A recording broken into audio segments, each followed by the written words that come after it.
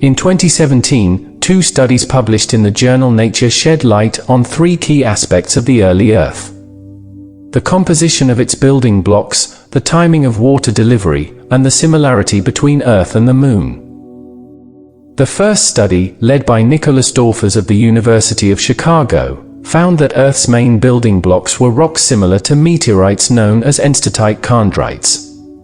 These meteorites are relatively dry, which suggests that Earth's water came to the planet gradually during its formation, rather than in one big burst near the end. The second study, led by Mario Fischegod and Torsten Klein of the University of Münster in Germany, confirmed Dorfers' findings and showed that enstatite, like rocks, probably dominated Earth's late accretion history. This means that the Moon, which formed from material ejected from Earth during a giant impact, also likely formed from enstatite-like rocks. The findings of these two studies have important implications for our understanding of the formation of Earth and the Moon. They suggest that the two planets formed from a similar pool of materials, which could explain why they have such similar compositions. The studies also raise new questions about the delivery of water to Earth.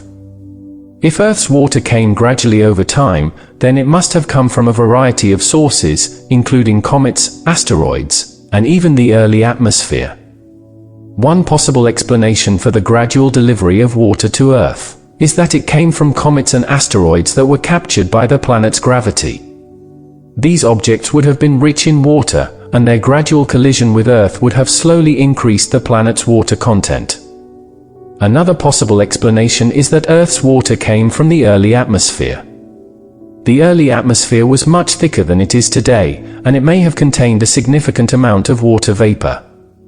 This water vapor could have condensed and fallen to the surface as rain, forming the oceans. The research on meteorites is ongoing, and scientists are still learning about the role they played in the formation of Earth and the Moon. However, the studies published in 2017 have provided important insights into these two key events in our planet's history. Excited to watch? Before you dive in, why not subscribe to our channel? If you enjoy the content, subscribing will keep you updated with more exciting videos. Join our community now.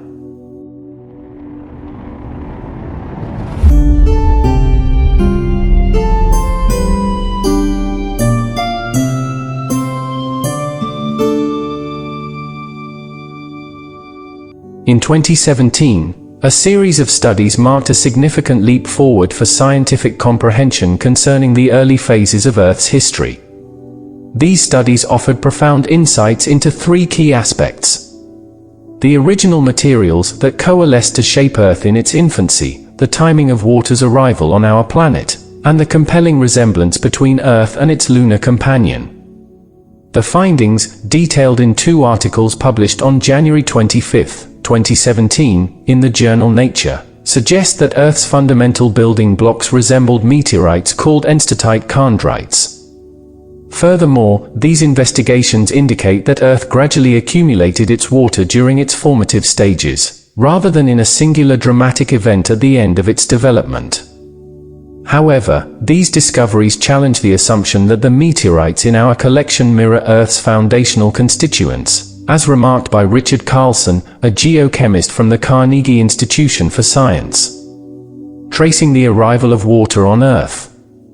Since the 1970s, the distinctive oxygen isotope composition of Earth rocks has differed from that of most meteorites, with the exception of enstatite chondrites.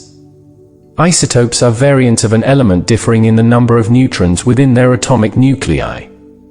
While Earth rocks and enstatite meteorites share isotopic patterns, they differ in their elemental makeup.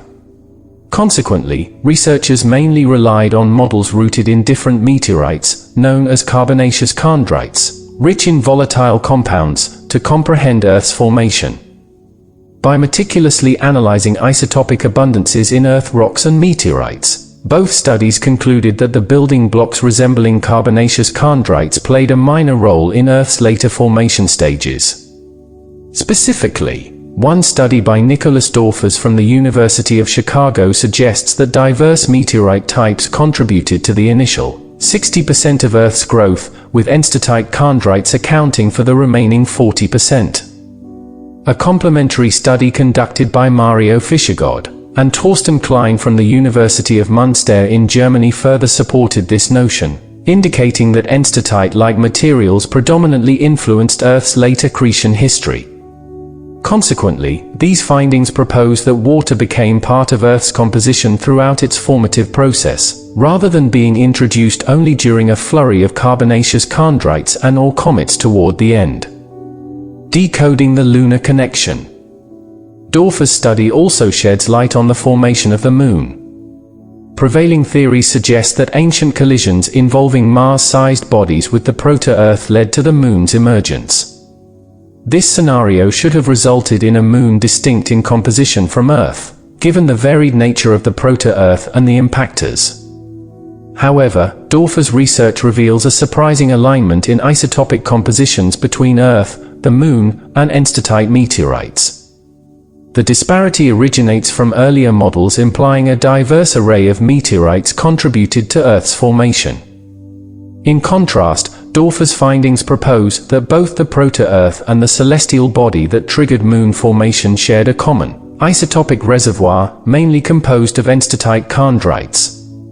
This novel perspective relaxes the constraints on lunar formation models, as the Moon-forming impactor's isotopic composition likely resembled that of Earth. In retrospect, the studies of 2017 not only revolutionized our comprehension of Earth's origins and the arrival of water, but also unveiled a remarkable affinity between Earth and its Moon.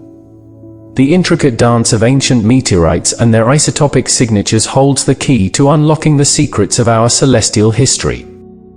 Enjoyed the video? If you found it valuable, consider subscribing to our channel for more content like this.